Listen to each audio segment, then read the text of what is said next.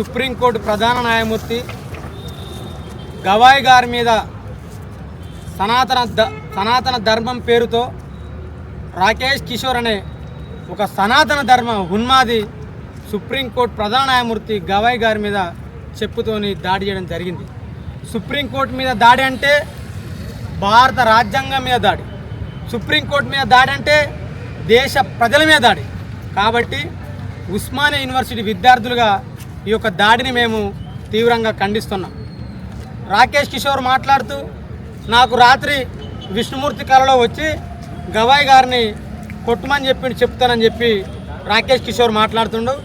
నాకు కూడా రాత్రి విష్ణుమూర్తి కళలో వచ్చి రాకేష్ కిషోర్ను శ్రీకాంత్ నువ్వు చెప్తూ కొట్టమని చెప్పిండు. కాబట్టి ఇప్పుడు నేను కూడా రాకేష్ కిషోర్ను ఆయన ఫోటోను చెప్పుతోని కొట్టడం జరుగుతుంది. రాకేష్ కిషోరే కాదు, సనాతన ధర్మం ముసుగులో దేశంలో ఉన్న దళిత ప్రజల దాడి చేస్తున్న, దేశంలో ఉన్న పీడిత ప్రజల మీద దాడి చేస్తున్న సనాతనవాదులందరికీ కూడా ఈ చెప్పు దెబ్బలు వర్తిస్తాయని చెప్పి ఈ సందర్భంగా నేను తెలియజేస్తూ ఇప్పుడు రాకేష్ కిషోర్ను సనాతన ధర్మం వాదులందరినీ కూడా ఈ చెప్పుతోని నేను కొట్టడం జరుగుతుంది.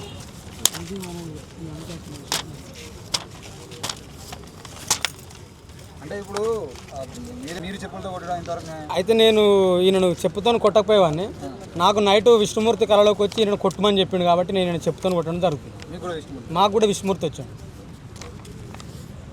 ప్రియమైన దేశ ప్రజలారా, సనాతన ధర్మం ముసుగులో రోజు దేశంలో బీజేపీ ప్రభుత్వం దళితుల మీద, ఆదివాసీ మీద, దేశంలో ఉన్న ప్రజల మీద దాడులకు తెగబడుతూ దళితుల మీద దాడులు చేస్తుంది.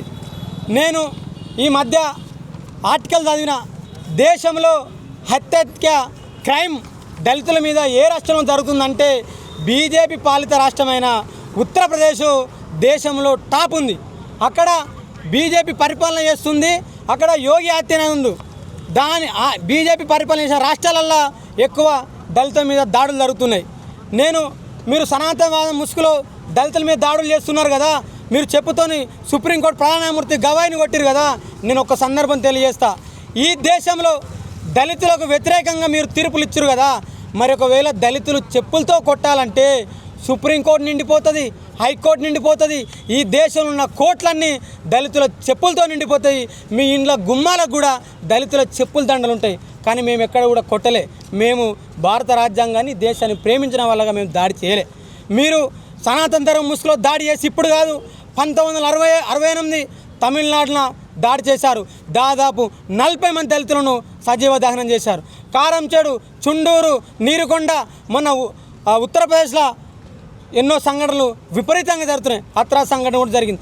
రోజు దళితుల మీద దాడి జరుగుతున్నాయి. నేను ఒక మాట అడగదలుచుకున్న నరేంద్ర మోడీని, మీరు దేశ ప్రజలను పరిపాలన చేసే ముసుగులో పరిపాలన చేస్తురా, లేకపోతే సనాతన ధర్మ ముసుగులో హిందూ ధర్మాన్ని అమలు చేయడానికి పరిపాలన చేస్తురా అని అడుగుతున్నా. మిస్టర్ మోడీ, హిందువులం అని మాట్లాడుతున్నారు, మేము హిందువులమే అంటున్నాం.